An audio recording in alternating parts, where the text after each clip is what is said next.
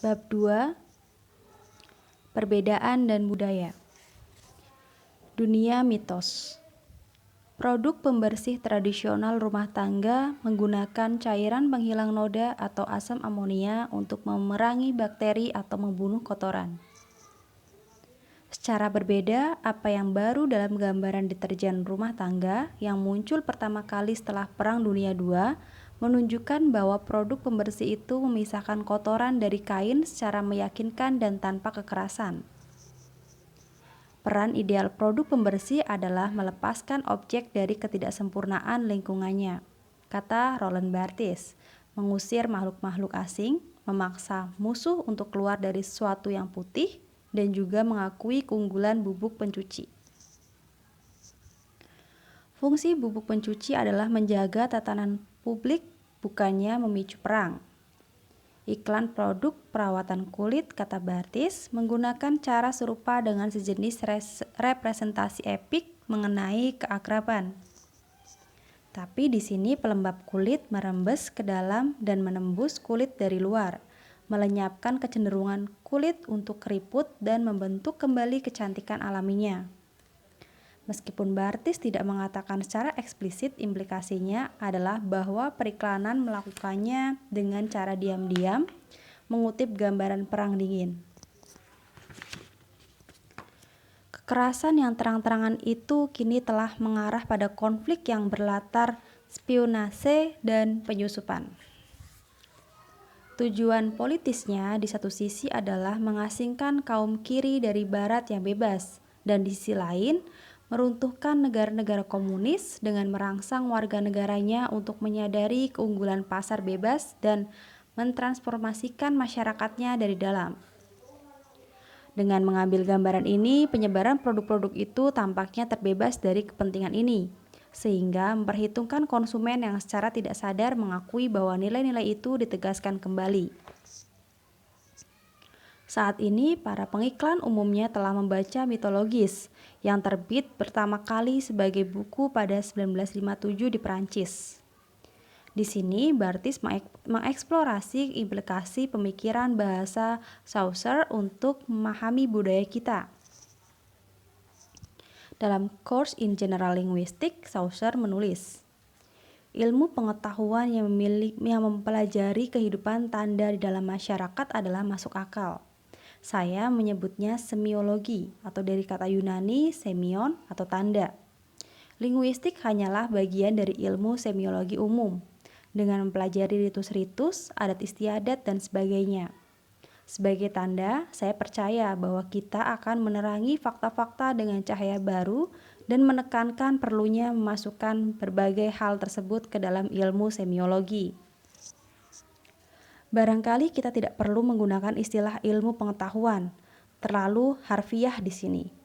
Di tahun-tahun awal abad ke-20, ketika Chaucer memberikan kuliah yang nantinya menjadi course, ilmu pengetahuan dinilai terlampau tinggi. Banyak pengetahuan baru yang berharga buru-buru diklaim sebagai ilmu pengetahuan. Pada rentang sejarah yang sama, Freud membuat klaim serupa atas psikoanalisisnya yang belum matang. Walaupun demikian, ilmu pengetahuan di Perancis lebih komprehensif dibandingkan di Inggris.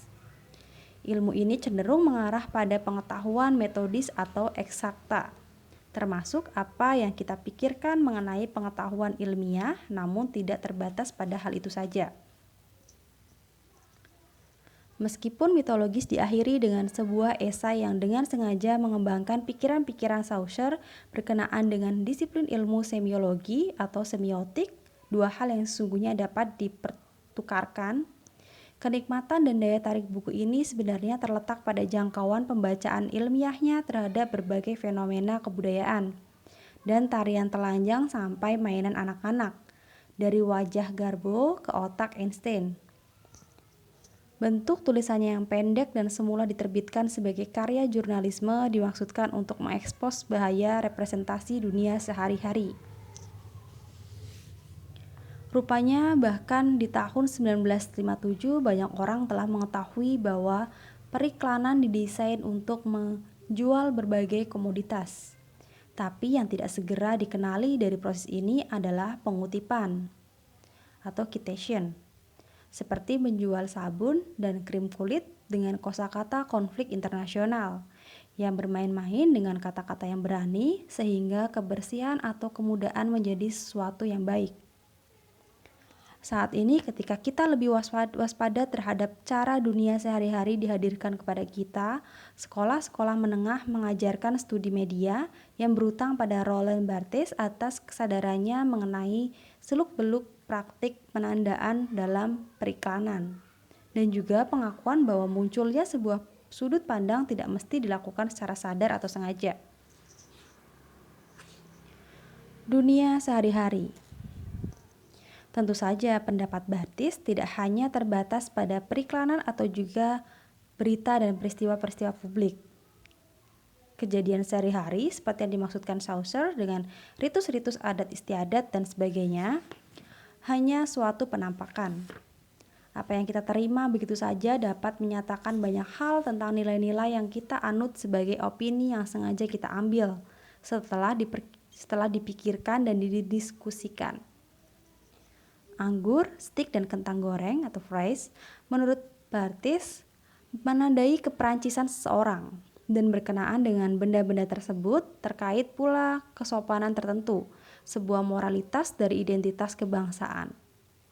Mengetahui bagaimana minum adalah masalah kontrol diri atau bagi orang Prancis makan stik berarti mengasimilasi bagi Prancis kekuatan, darah, dan kekuasaan tertentu. Kemungkinan lainnya mengapa pramuwisata perjalanan merayakan pemandangan penuh ombak tak ubahnya sebuah lukisan? Jawabannya, Puritanisme mempromosikan udara bersih dan kerja keras. Hanya gunung-gunung, lembah-lembah, jalan-jalan setapak, dan arus deras sungai yang ditawarkan oleh perjalanan yang hikmat. Mungkin hal ini disebabkan perjalanan tersebut tampaknya mendorong sebuah moralitas kerja dan kesunyian. Terkadang kejahatan begitu terperinci. Film Julius Caesar karya Joseph Mankiewicz 1953 memperlihatkan semua laki-laki dengan sisiran rambut yang rapi. Rambut terikat menjulur ke dahi menandakan keromawian, dan ini tampak komikal karena begitu memaksa dan ada di mana-mana. Kaum laki-laki dipaksa tampil bagus. Fenomena ini jelas mitologis lebih lanjut, menandakan cara berpikir atau tentang politik. Nilai-nilai kita begitu anti-intelektual dengan berulang kali menolak berbagai gagasan baru, terutama gagasan politik yang baru, atas nama akal sehat, meningkatkan kemalasan hingga tingkat yang kaku. Dunia semacam ini melihat pemikiran sebagai suatu proses tak wajar yang cukup melelahkan. Tentu saja pandangan demikian merupakan penghinaan. Meski diterjemahkan, sepilihan esai yang terbit di Inggris pada 1972 adalah terjemahan yang sangat bagus. Kecerdasan dan kefasihan esainya tampak memberikan kepuasan tertentu terhadap sebagian pembacanya. Selain itu, pemikiran semacam ini selalu memuaskan, karena dengan begitu kita dapat menyingkap topeng dan penyamaran budaya kita. Di sisi lain, kita mungkin harus waspada terhadap penyingkapan ini. Mungkin ada lebih banyak makna dalam dunia sehari-hari daripada yang terlihat oleh mata. Meskipun jika Chaucer benar mengenai sifat non-referensial bahasa, di sana tak ada gagasan atau nilai yang memotivasinya dari luar atau melampaui budaya itu sendiri. Budaya terdiri atas pemaknaan yang subjeknya memproduksi dan mereproduksi. Bahkan, dalam proses menganalisis budaya, kita sekedar mengisi posisi lain dalam budaya. Mendiami suatu ruang budaya yang tersedia dengan sendirinya atau dengan kepaksaan atau dengan terpaksa disediakan. Giliran Anda. Semiotik atau semiologi kedengarannya cukup mudah. Benarkah begitu? Maukah Anda mencobanya? Penggalan berikut berasal dari halaman pertama novel George Eliot, Adam Bates. Berangkatlah dengan tanpa pengetahuan tentang kritik sastra apapun. Anda adalah ahli semiologi yang mencari nilai-nilai budaya yang ditegaskan atau ditegaskan kembali oleh teks. Dan ingat, sesuai dengan apa yang dilakukan Barthes, Anda harus mengabaikan segala bentuk informasi yang Anda miliki tentang pengarang. Maksud teks bukan pokok permasalahan. Ini mungkin dapat menolong Anda. Dan sekedar tahu, walaupun ceritanya ditulis pada 1799, buku ini terbit pertama kali 60 tahun kemudian. Jadi cobalah bernostalgia dan hati-hati dengan anjing.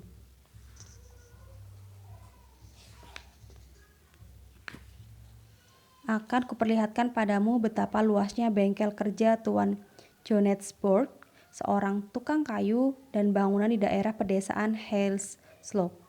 Seperti yang terlihat pada 18 Juni 1799, hari ulang tahun raja kita.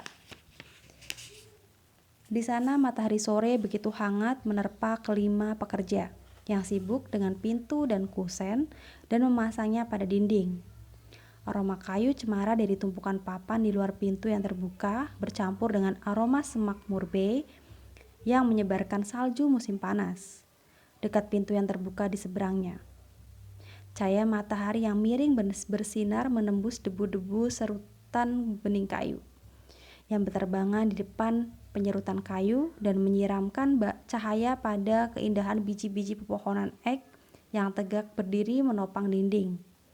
Pada timbunan serutan yang lembut, seekor anjing gembala berwarna abu-abu kasar membuat sendiri tempat tidurnya yang menyenangkan dan berbaring dengan hidung diletakkan di antara ujung cakarnya. Terkadang ia mengerutkan alisnya untuk melirik sepintas lelaki berbadan paling tinggi di antara kelima pekerja itu, yang sedang memahat pelindung di tengah papan kayu. Para pekerja mendengar suara-suara bariltan di antara bunyi sunyi dan pukulan-pukulan palu. Bangun jiwaku bersama matahari, tugasmu sehari-hari yang wajib dikerjakan. Lepaskan kemalasan yang dungu. Anda pasti menyatakan bahwa penggalan di atas mendukung kerja keras. Ini merupakan gambaran ideal pekerja bebas. Dalam sebuah desa yang namanya seolah mencerminkan pemandangan abadi, tak tersentuh oleh gelapnya revolusi industri, pabrik-pabrik dengan kondisi yang sangat menyedihkan, para lelaki bernyanyi ketika mereka bekerja, seirama dengan dunia mereka. Barang-barang yang mereka buat sebelum mesin mengambil alih begitu alami dan aromanya terus merebak, bercampur dengan bau alam yang masih asri di udara bebas. Dengan adanya papan kayu dan bingkai kayu, pekerjaan yang mereka lakukan tentulah memperbaiki sebuah rumah. Sebuah pekerjaan luhur karena memelihara nilai-nilai domestik dan keluarga. Sosok utamanya adalah pekerja yang terampil. Ia memotong dengan tangannya. Ia juga yang paling tinggi di antara lelaki lainnya. Ketinggian ini merupakan penanda otoritas yang tetap dalam kebudayaan barat. Dan anjing yang sekali melirik padanya begitu mengenali tuannya. Ini adalah seekor anjing pekerja yang serius, bukan jenis Peking atau Poodle, yang menunjukkan seekor anjing pesolek. Keduanya santai dan tertib, yang secara serentak memperlihatkan dan menegaskan rasa percaya diri sebagaimana mestinya. Dalam fiksi Inggris, anjing dapat mengetahui dan pelanggan di atas dengan sempurna mendukung identitas Inggrisan. Ini terbukti dari nama desanya atau Hales Slope, bahan-bahan materialnya ek dan pinus, dan nuansa pedesaan yang kuat pada adegan cerita tersebut. Meskipun bukti menunjukkan sebaliknya, Inggris tetaplah merupakan daerah pedalaman dan segala ancaman terhadap kelestarian adalah skandal karena mengancam keinggrisan itu sendiri.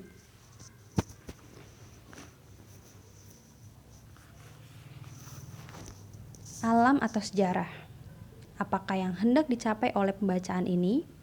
Apakah interpretasi yang kita hasilkan di sini penting? Dan apakah esai-esai pendek yang menyusun mitologis tak lebih dari sebuah contoh bergaya dari kecerdasan orang Prancis? Untuk menjelajahi pertanyaan-pertanyaan ini, mari kita lihat dua contoh yang diberikan Barthes dan beberapa lainnya dari zaman kita sendiri.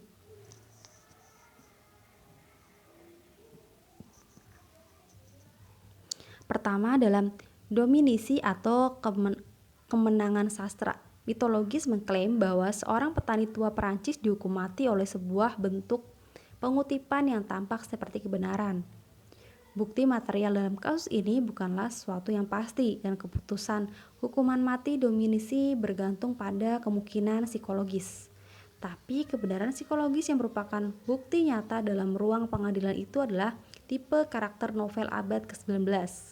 Semua itu merupakan bukti nyata bagi semua orang kecuali si tertuduh yang tidak mendapat pelajaran klasik dan kesusastraan Prancis dari para penuduhnya.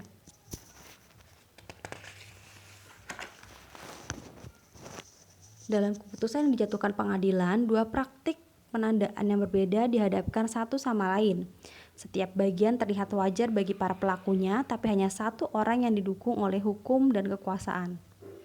Kedua, sampul majalah Paris Match memperlihatkan seorang serdadu kulit hitam yang mengenakan seragam Prancis sedang menghormati bendera, menandakan apakah ini bahwa Prancis adalah kerajaan yang besar dan juga seluruh orang di dalamnya terlepas dari rasnya masing-masing secara sukarela mengakui haknya untuk menunaikan kewajiban kerajaan Prancis dan kelangsungannya dengan membelanya.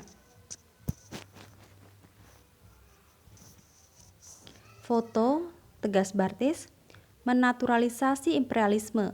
Fiksi realis menaturalisasi keyakinan bahwa watak adalah takdir dan menyebutnya manusia alami. Adam Bates memperlihatkan seorang pekerja yang dengan senang hati dan patuh bekerja memotong kayu untuk seorang kepala keluarga yang menunjukkan kepemilikan tanah. Karena itu novel tersebut menaturalisasi perbedaan kelas. Betapapun bersimpati atau heroiknya, para pekerja tetaplah individu dan orang-orang miskin yang harus bekerja demi mendapatkan upah dari orang lain secara wajar.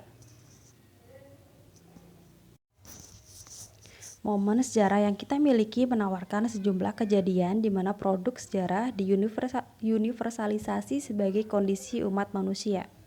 Ketika tembok Berlin runtuh pada 1989, Barat yang bebas meyakini bahwa alam, yakni kapitalisme, telah menegaskan dirinya setelah gangguan komunisme yang tidak alamiah dengan kekuatan yang berlawanan dengan kehendak rakyat. Riuh rendahnya gambar di televisi meneguhkan pandangan ini. Dalam keriuhan tersebut, banyak orang terkejut menemukan bahwa kehidupan sehari-hari dalam rezim kapitalis tidak seperti yang digambarkan Hollywood. Dalam praktiknya, kecewaan terhadap komunisme gaya Soviet tidak mesti membuktikan kealamiahan pasar bebas. Kini tembok itu telah runtuh, lalu apa yang akan menyatukan Barat yang bebas untuk mempertahankan nilai-nilai bersama?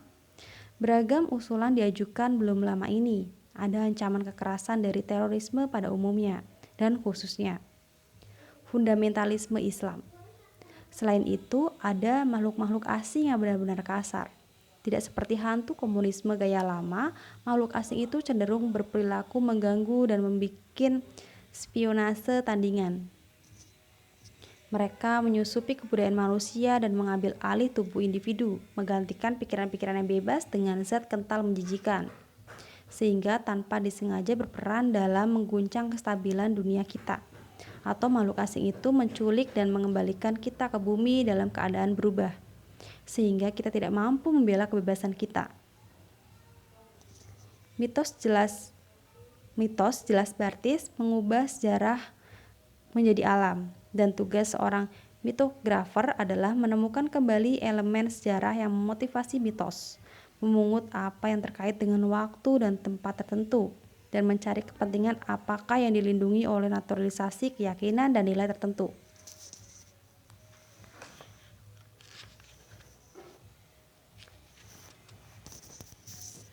Manusia abadi. Dalam hal ini, mitologis menyatakan momen bersejarah kita adalah istimewa. Dari kotoran yang meresapi baju kita sampai serangan makhluk asing, kita memiliki mitos yang belum ada sebelumnya. Mengapa? Karena bentuk kepemilikan yang menentukan karakteristik masyarakat kita adalah bourgeois, kata Barthes, dan ini merupakan perangkat ideologis bourgeois untuk menghilangkan jejak. Tak ada pemikiran bourgeois yang memaksa, tak ada satupun yang memilih bourgeois. Bourgeois sekedar menyebar nilai-nilainya di setiap tempat, tanpa menamai dirinya dengan kelas yang jelas. pers, sistem perundangan, buku-buku masakan, upacara perkawinan, dan ramalan cuaca, semuanya secara diam-diam dan anonim diinformasikan melalui representasi yang disampaikan oleh kaum borjuis tentang relasi manusia dan dunia. Pemahaman mengenai cara segalanya ada demikian pengakar sehingga tampak menyerupai hukum alam. Dan pahlawannya adalah manusia abadi, sosok tanpa kelas atau dan umumnya laki-laki yang mengenali cita-citanya sendiri atas nama perasaan dan selera baik yang berlaku setiap saat.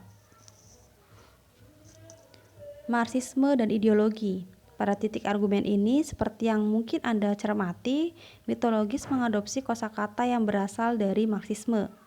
Barthi sendiri bukan seorang Marxis, tapi sangatlah tidak mungkin menjadi intelektual di Paris di era pasca perang tanpa mengadopsi Marxisme ke dalam pemikirannya. Banyak teoretikus berpengaruh pada saat itu menegaskan posisinya segaris atau berlawanan dengan pandangan Partai Komunis Prancis.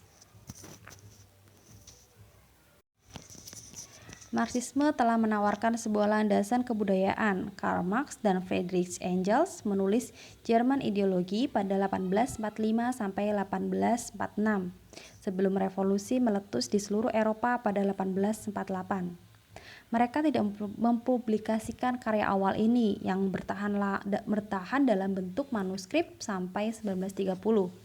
Tetapi dibanding observasi lokal serupa yang kini menarik perhatian para sejarawan pemikiran, separuh pertama dari buku tersebut berisi sejumlah gagasan yang tidak semuanya dipraktikkan, tapi sangatlah maju di zaman mereka. Ideologi tandas Marx dan Engels meliputi berbagai bentuk pertukaran sosial yang berhubungan dengan model kepemilikan yang berlaku pada waktu tertentu. Mereka melihat sejarah sebagai serangkaian bentuk kepemilikan, pertama-tama kesukuan, kemudian komunal di negara kota Yunani dan Roma, selanjutnya feodal, dan kini kapitalis. Ideologi membenarkan aturan setiap kelas berkuasa entah sebagai kepala suku, bangsawan, tuan tanah, atau kaum borjuis yang menguasai modal. Dan dalam contoh yang dengan sempurna diantisipasi oleh semiologi, Marx dan Engels menekankan bahwa di bawah feodalisme kita sering kali mendengar tentang kehormatan dan loyalitas. Tetapi ketika kapitalisme mengambil alih, dengan segera digantikan oleh kebebasan dan kesetaraan atau barangkali dalam kesempatan. Mereka juga berargumen dalam rangka merepresentasikan kepentingan yang dimilikinya sebagai nilai-nilai bersama dari seluruh anggota masyarakat yang bersangkutan. Kelas yang berkuasa menanamkan pandangannya secara tak terelakkan dan meyakinkan setiap orang bahwa gagasan ini adalah satu-satunya pilihan yang serius, satu-satunya cara memahami dunia yang benar-benar masuk akal dan sahih. Mungkin kita sekarang dapat merenungkan fakta bahwa hak pilih universal adalah produk dari era kapitalis. Dengan kata lain, pada zaman kita, pola kepemilikan adalah pilihan yang bebas, setidaknya secara resmi, meskipun selalu terkait dengan ideologi. Karena itu, kapitalisme pun menjadi searti dengan alam.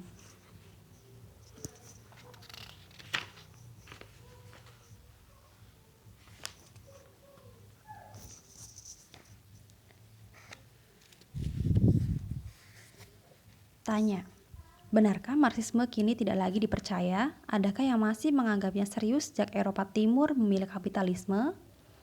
Jawab, memang benar bahwa komunisme gaya Soviet telah mencoreng nama Marxisme, tapi meski dapat diperdebatkan, rezim tersebut tetap berhutang pada teori Marx, yang belum tertandingi sebagai analisis terhadap kinerja kapitalisme.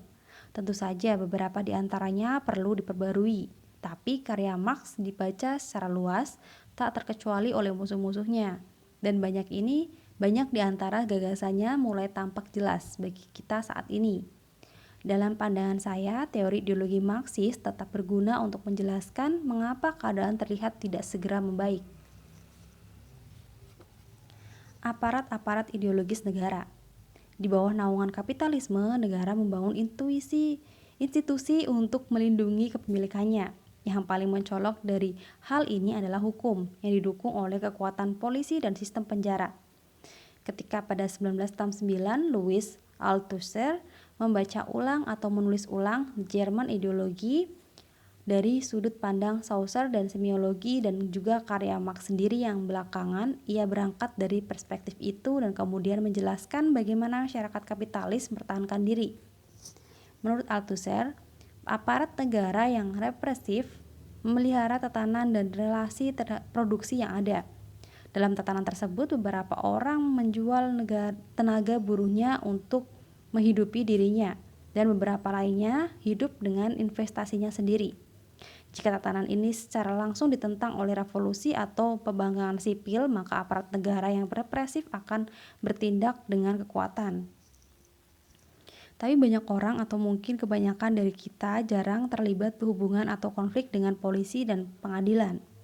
Nah, kata Althusser, kita sendirilah yang bekerja, berproduksi relasi-relasi kelas yang menjadi tumpuan kapitalisme.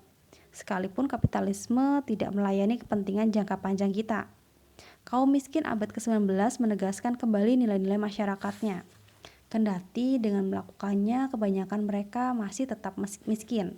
Kenapa? Karena menurut Althusser, aparat negara yang represif setara dengan aparat-aparat ideologis negara, yakni institusi-institusi yang memproduksi dan mereproduksi makna dan nilai yang merepresentasikan hubungan yang kita bayangkan dengan kondisi keberadaan kita yang sebenarnya. Ain memberi tahu kita bahwa kerja adalah kewajiban. Kerja yang dilakukan dengan baik itu menyenangkan. Bahwa kita bebas mendapat pekerjaan lain jika kita tidak menyukai pekerjaan tertentu. Bahwa kita boleh pindah ke Kuba jika kita tidak menyukai kapitalisme. Jarak tempat untuk berpindah cepat menyusut sejak McDonald mengambil alih seluruh dunia dengan pasar bebas. Ini tidak sekedar palsu, ideologi bukanlah seperangkat delusi yang menyelinap dalam diri orang yang bodoh.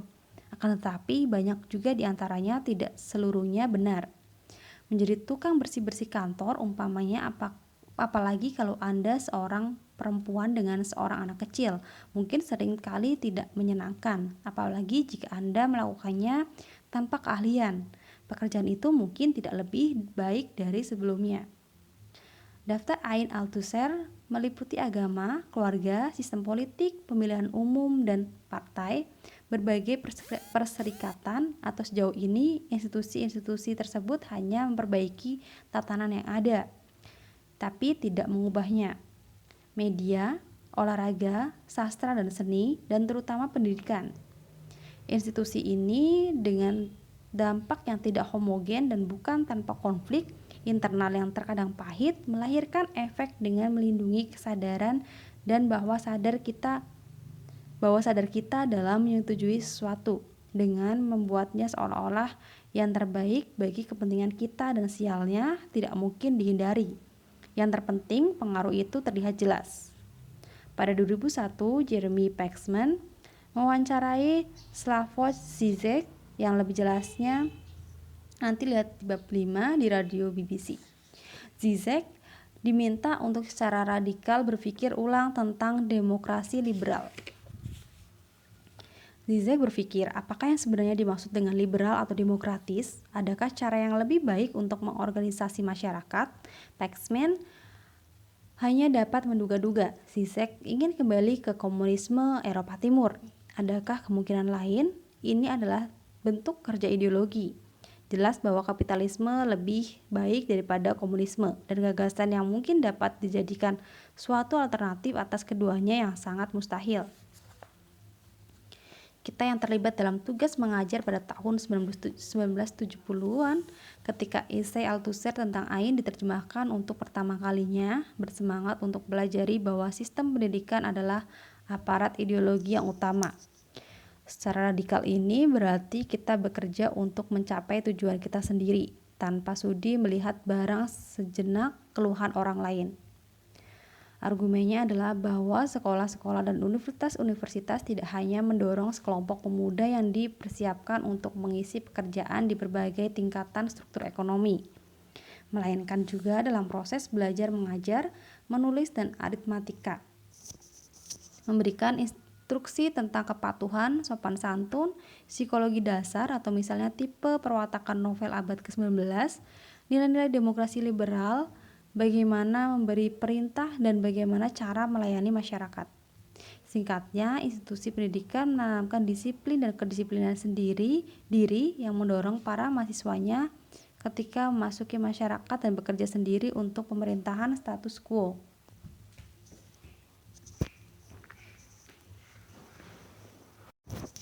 Satu contoh baru-baru ini adalah tuntutan atau dengan niat baik tentunya bahwa pendidikan seks harusnya selalu diberikan dalam konteks nilai-nilai keluarga. Keluarga kita tahu merupakan tempat anak-anak harus belajar kepatuhan, sopan santun, dan nilai-nilai, atau terutama nilai-nilai heteroseksualitas dan gender dari komunitasnya. Tapi kenyataannya kita akui barangkali agak berbeda. Selain cinta, keluarga juga dapat menyembunyikan kekerasan domestik, pelecehan seksual, dan siksaan psikis yang tak terucapkan. Ideologi melindungi sistem melalui persetujuan. Ini bukan konspirasi. Penegasan kembali ideologi bukanlah kesengajaan. Adam Smith tidak dirancang untuk mereproduksi relasi kelas yang ada. Sebaliknya, ia sekedar menunaikan kewajibannya dan menikmati pekerjaannya. Tapi pemahamannya tentang kewajiban dan kenikmatan itulah yang menyelubungi unsur eksploitasi yang terletak pada fakta bahwa ia harus menjual tenaga buruhnya atau ia tidak sanggup menolak demi upah dengan jumlah tidak terlebih besar daripada apa yang diperoleh majikannya dari kayu pelindung yang dipotongnya, dan penghasilan yang diterima mungkin tidak cukup untuk membiayai hidupnya. Adam Smith tidak ditulis untuk menutup-nutupi eksploitasi, tapi dengan memperlihatkan adegan dalam bentuknya yang ideal dan menampilkan perbedaan kelas sebagai sesuatu yang tidak terelakkan. Jelas, novel realis ini dalam praktiknya mereproduksi relasi imajiner individu ke dalam kondisi eksistensinya yang nyata. Subjek. Apa artinya bahwa George Eliot dapat dituduh sepenuhnya telah bersekongkol dengan eksploitasi? Tentu saja tidak. Pujian dan celaan moral aliran kritik sastra atau seperti sejauh manakah D.H. Lawrence anti-feminis, sejauh manakah Shakespeare anti-Semit, tidak mempertimbangkan gagasan kematian pengarang. George Eliot bukan asal-usul atau penjelasan dari keyakinan budaya yang direproduksi novelnya. Di samping itu, novel tersebut menyiratkan simpati yang luar biasa atas kepahlawanan kelas pekerja. Teks Adam Smith merupakan efek dari makna dan nilai-nilai yang berlaku pada momen sejarahnya sendiri. Adam Smith yang tidak eksis, George Eliot yang bukan asal-usul Adam Smith, dan pembaca yang tak menaruh curiga, pembaca yang tidak berbekal analisis semiologi, berpartisipasi dalam kegiatan bersama yang mereproduksi ideologi yang berkuasa. Tiga figur ini semuanya menurut Althusser adalah subjek. Subjek pada mulanya merupakan subjek dari suatu kalimat pelaku dari kata kerja dan orang yang mengatakan aku. Aku mereproduksi atau menantang ideologi yang berkuasa ketika aku berbicara atau menulis, dan aku dalam pengertian tersebut adalah sumber inisiatif, tindakan, keputusan, pilihan. Tapi pada saat yang sama, subjek tunduk pada makna dan struktur kalimat yang dimungkinkan oleh bahasa, atau berkomunikasi seraya tunduk kepada reproduksi yang aku lakukan terhadap penanda-penanda yang diterima. Kita mungkin ingin berkata, meskipun Althusser tidak mengutarakannya secara eksplisit, bahwa subjek dikutuk oleh pengutipan. Ambiguitas status subjek sebagai pelaku dan yang ditundukkan menentukan penggunaan istilah ini.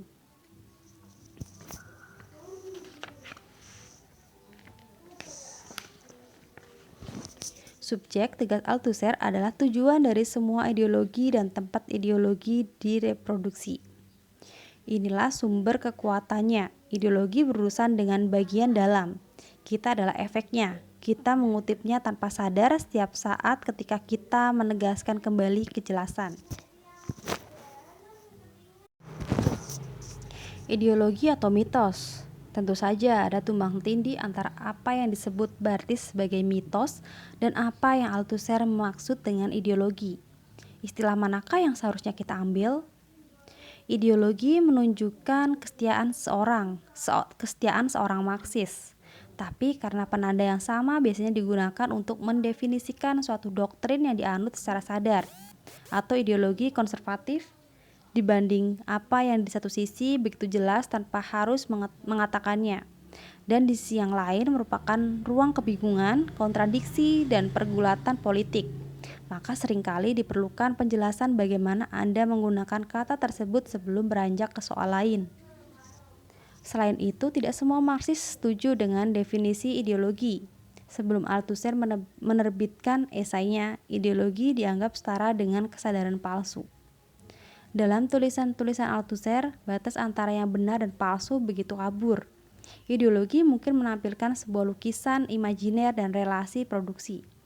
Tapi karena ideologi hidup dalam pengalaman kita sehari-hari, ia bukan sekedar khayalan yang dapat disingkirkan segera sudah kita mengenali kebenaran. Dan dari sudut pandang Saussure tentang bahasa, bagaimana kita yakin bahwa itu adalah kebenaran? Mitos juga membingungkan. Saat ini kita dapat mengatakan bahwa mitos-mitos Yunani adalah fiksi. Tapi kita mungkin juga mengakui bahwa mitos-mitos itu adalah upaya memahami dunia. Mitos bukan sekedar hiburan, melainkan kisah tentang asal-muasal berbagai hal.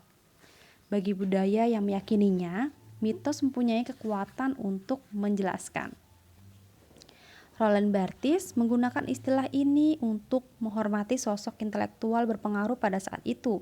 Seorang mitografer besar di zamannya, antropolog Claude Lévi-Strauss, dengan menolak karakteristik entrotisme generasi antropolog terdahulu.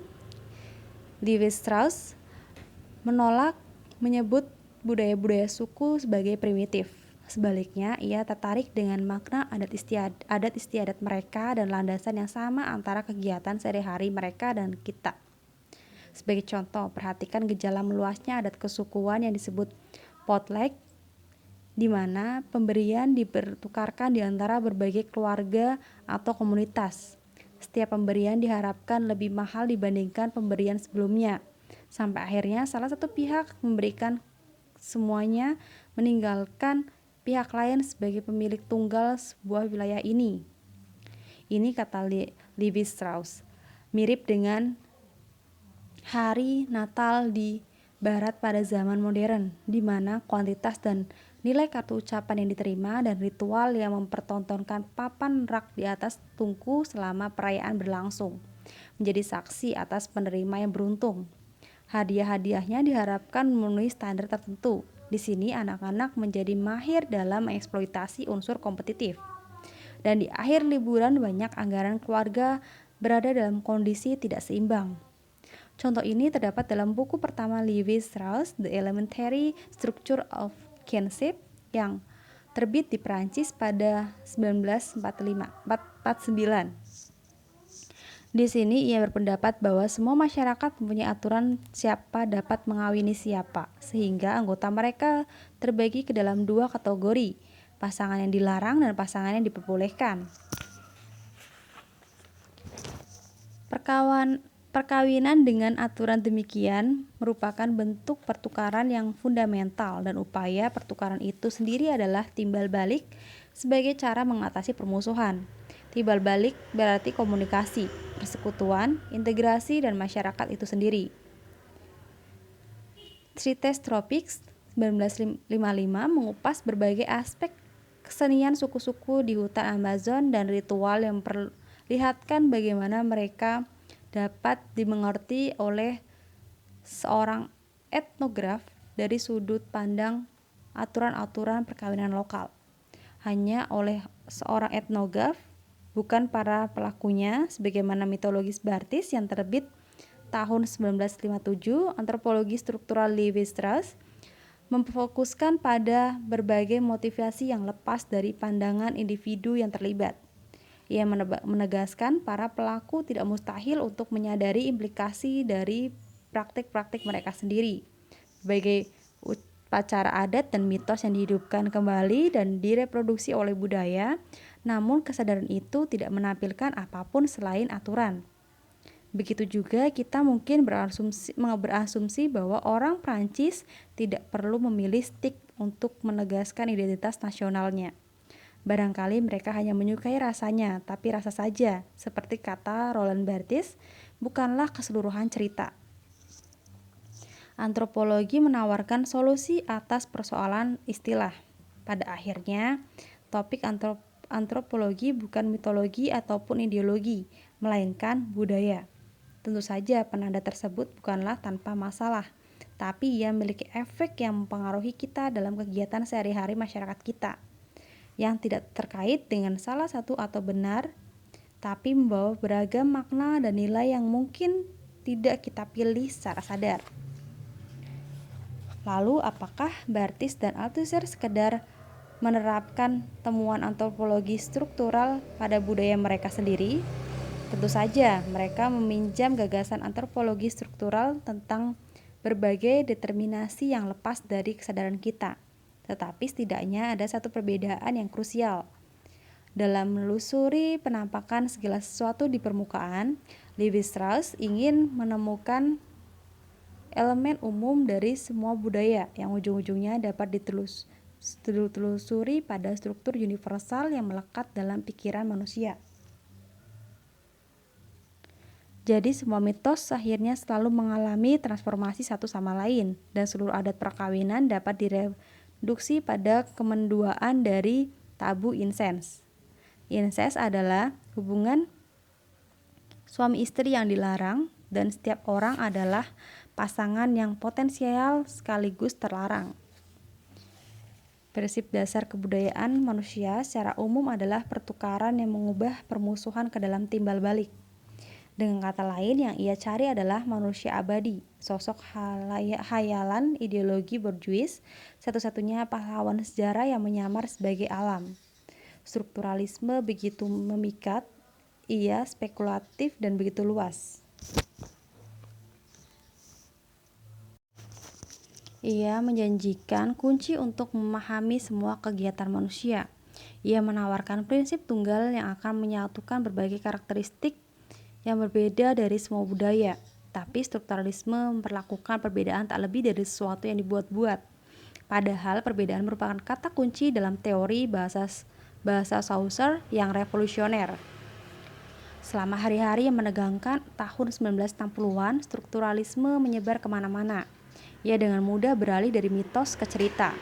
Barthes sendiri menulis sebuah isai tentang analisis struktural cerita. Pada 1928, formalis Rusia, Vladimir Prof, menganalisis dongeng-dongeng kebudayaannya sendiri dan mengabaikan beragam jenis dongeng untuk menemukan struktur tunggal dari 7 tokoh dan 31 tindakan yang ada. The Morphology of the Folktale yang terbit pertama kali di Inggris pada 1958 mendapat sorotan dari sebuah isai Levi-Strauss pada 1960. Isai ini memuji karya Prof, tapi menyatakan bahwa masalah dengan formalisme adalah keputusannya untuk mengabaikan kandungan tematik. Ketika pada 1966, A.G. Grimes mempublikasikan struktural semantics yang ambisius. Ia mengusung gagasan Saussure dan Levi-Strauss untuk menuliskan kembali strukturalisme Prof. Apa yang ia temukan adalah sebuah pola dari seluruh cerita yang terpusat dan konflik antara pencarian pahlawan dengan kebebasan individu dan kekangan tatanan yang ada. Pada masa itu, Jacques Derrida secara kritis menulis tentang nostalgia yang diperlihatkan Levi-Strauss terhadap hilangnya keutuhan manusia dan juga oposisi biner yang bergantung tapi sekaligus gagal menopang nostalgia tersebut.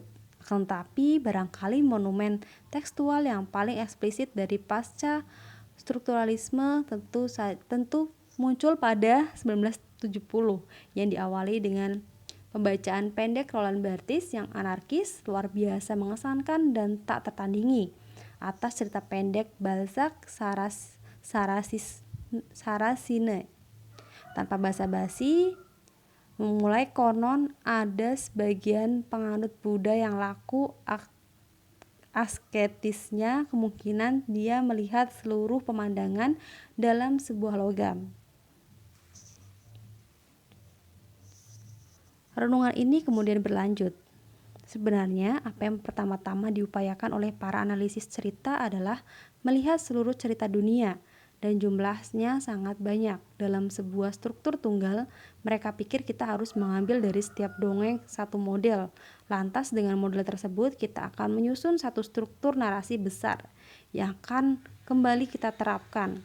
Sebagai pembuktian pada beragam narasi, sebuah pekerjaan yang melelahkan 99% berkeringat seperti kata pepatah, dan juga sangat tidak diinginkan karena dengan begitu teks harus kehilangan perbedaannya. Tiba-tiba klaim hebat strukturalisme tampak absurd. Sekali Anda menemukan struktur tunggal yang menentukan, tak ada pilihan antara alam semesta dan sebuah logam. Sebuah mikrokosmos yang cuma jadi ilustrasi dari pola umum. Contoh lain dari hal yang sama menggetarkan sistem pembangunan. Nah, apa yang terjadi kemudian? Apa yang selanjutnya dapat ditemukan oleh penyelidikan ini? Hanya pengulangan yang tak habis-habisnya. Pernyataan besar ini telah dijawab sebelumnya.